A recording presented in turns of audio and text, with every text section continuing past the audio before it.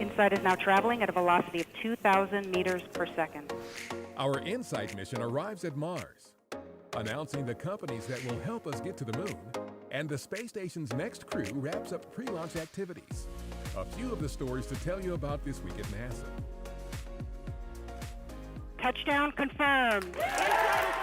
That confirmation at 11:52 a.m. Pacific Standard Time on November 26th that our InSight lander survived the plunge through Mars's atmosphere and was safely on the Martian surface triggered waves of relief and elation from InSight team members at our Jet Propulsion Laboratory in Pasadena, California. Like past landings on Mars, this one was expected to be extremely hard and not without peril. So no surprise that crowds braved the rain in New York City to watch outside the NASDAQ stock market.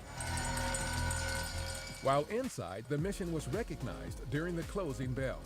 Even the crew aboard the International Space Station paid close attention.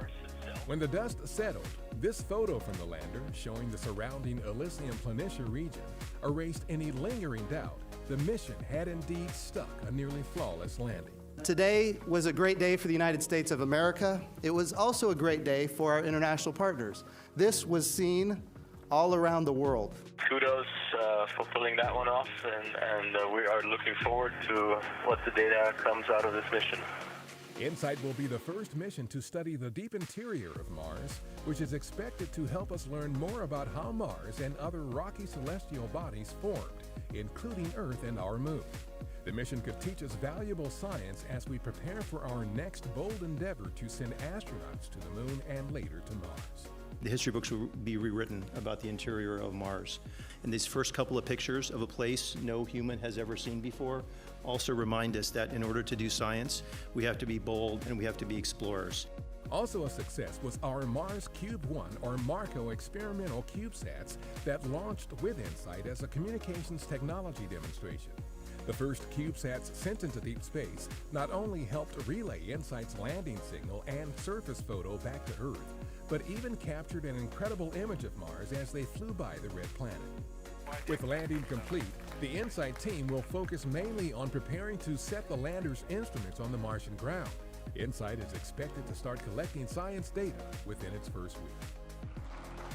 On November 29th, we invited media to our headquarters in Washington, D.C. for the announcement of new moon partnerships with U.S. companies. Working with American companies is the next step to achieving long-term scientific study and human exploration of the moon and Mars. We want multiple providers that are competing on cost and innovation so that we as NASA can do more than we've ever been able to do before and advance the human spirit. Under Space Policy Directive 1, the agency will lead an innovative and sustainable exploration of the moon together with commercial and international partners. At the Baikonur Cosmodrome in Kazakhstan, our Anne McLean and her Expedition 58 crewmates, Oleg Kononenko of Roscosmos and David St. Jacques of the Canadian Space Agency, wrapped up their final week of activities in preparation for a targeted December 3rd launch to the International Space Station. The trio is scheduled for a 6.5-month mission on the station. That's what's up this week at NASA. For more on these and other stories, follow us on the web at nasa.gov/com.